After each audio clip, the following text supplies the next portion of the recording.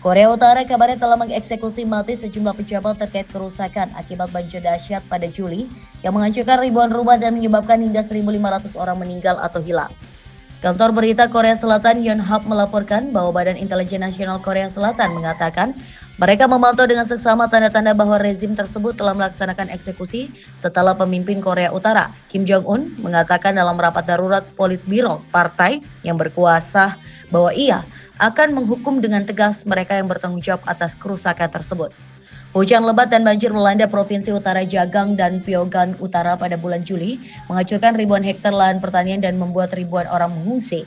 Yonhap menambahkan seperti dikutip dari The Guardian, Jumat 6 September 2024. Dugaan eksekusi mati tersebut yang juga dilaporkan oleh TV Chosun di Korea Selatan belum diverifikasi secara independen dan media pemerintah Korea Utara tidak menyebutkannya. Badan Mata-Mata Korea Selatan hanya mengatakan bahwa mereka telah mendeteksi tanda-tanda bahwa eksekusi telah dilakukan tanpa memberikan rincian.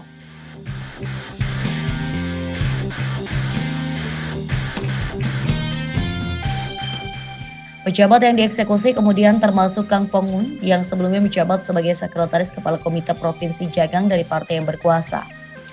Kang Pong-hun dan pejabat senior lainnya termasuk Menteri Keamanan Publik saat ini, Ri Tae-sop, diberhentikan selama pertemuan Politbiro pada akhir Juli, menurut Korean Central News Agency atau KCNA yang dikelola pemerintah.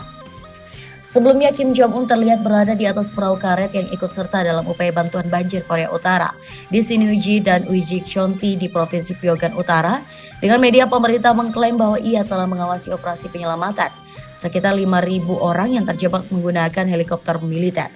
Seorang penduduk mengatakan kepada Radio Free Asia bahwa orang-orang dan di sekitar sebagian provinsi Ryanggang berada dalam situasi yang mengancam jiwa akibat banjir. Korea Utara diketahui sangat rentan terhadap bencana alam karena infrastrukturnya yang lemah dan penolakan terhadap bantuan internasional. Korea Utara juga sangat rentan terhadap banjir. Hujan badai pada musim panas 2012 menewaskan sekitar 169 orang. Sementara serangkaian banjir dan kekeringan menjadi salah satu penyebab kelaparan yang menewaskan ratusan ribu orang antara tahun 1994 dan 1998. Pada tahun 2016, Lembaga Bantuan Internasional meminta dana jutaan dolar untuk upaya bantuan darurat di Korea Utara setelah banjir yang dipicu topan di wilayah timur laut yang terpencil di negara itu menyebabkan 70.000 orang kehilangan tempat tinggal dan 600.000 lainnya membutuhkan bantuan kemanusiaan termasuk puluhan ribu anak-anak. Pemimpin yang dianggap Tuhan di negaranya, dia adalah Kim Jong-un. Kim Jong-un lahir pada 8 Januari 1984 di Pyongyang, Korea Utara. Kim Jong-un adalah pemimpin tertinggi Korea Utara sejak tahun 2011. Ia merupakan anak kedua dari pemimpin sebelumnya, Kim Jong-il, dan cucu dari pendiri negara, Kim Il-sung. Keluarga Kim telah memimpin Korea Utara secara otoriter sejak berdirinya negara tersebut pada tahun 1948. Tidak banyak yang diketahui tentang kehidupan awal Kim Jong-un. Ia dididik di Swiss selama beberapa tahun di sekolah internasional yang pribadi. Pada tahun 2007, ia kembali ke Korea Utara dan mulai dilibatkan dalam urusan negara. Setelah kesehatan ayahnya menurun, Kim Jong-un menjadi pewaris yang ditunjuk secara resmi pada tahun 2010. Setelah kematian Kim Jong-il pada Desember 2011, Kim Jong-un naik menjadi pemimpin Korea Utara.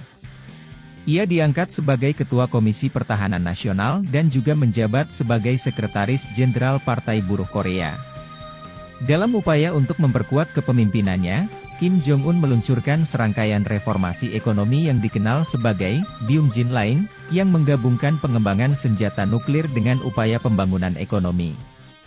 Di bawah kepemimpinan Kim Jong-un, Korea Utara mengalami beberapa ujian nuklir dan peluncuran rudal yang kontroversial, yang menyebabkan meningkatnya ketegangan di semenanjung Korea.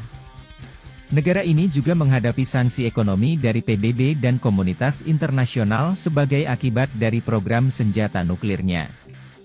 Meskipun Kim Jong-un awalnya dikenal sebagai pemimpin yang tertutup dan misterius, ia juga telah melakukan beberapa perubahan kecil dalam sistem politik dan sosial Korea Utara. Ia mengadopsi pendekatan yang lebih vokal dalam berkomunikasi dengan media dan melakukan kunjungan diplomatik ke negara-negara seperti Tiongkok, Rusia, dan Korea Selatan. Pada tahun 2018, Kim Jong-un mengadakan pertemuan bersejarah dengan Presiden Amerika Serikat Donald Trump di Singapura, yang merupakan pertemuan tertinggi antara pemimpin Amerika Serikat dan Korea Utara dalam sejarah. Kim Jong-un mencerminkan pemimpinan yang kompleks dan penuh kontroversi. Di satu sisi, ia telah memperkuat posisi Korea Utara sebagai kekuatan militer regional dengan pengembangan senjata nuklir. Di sisi lain, negara ini masih dihadapkan pada masalah serius seperti pelanggaran hak asasi manusia dan keterbatasan akses masyarakat umum terhadap informasi. Kim Jong-un tetap menjadi sosok yang misterius bagi banyak orang di luar Korea Utara, dan masih banyak yang harus diungkapkan tentang kehidupannya dan masa depan negara tersebut.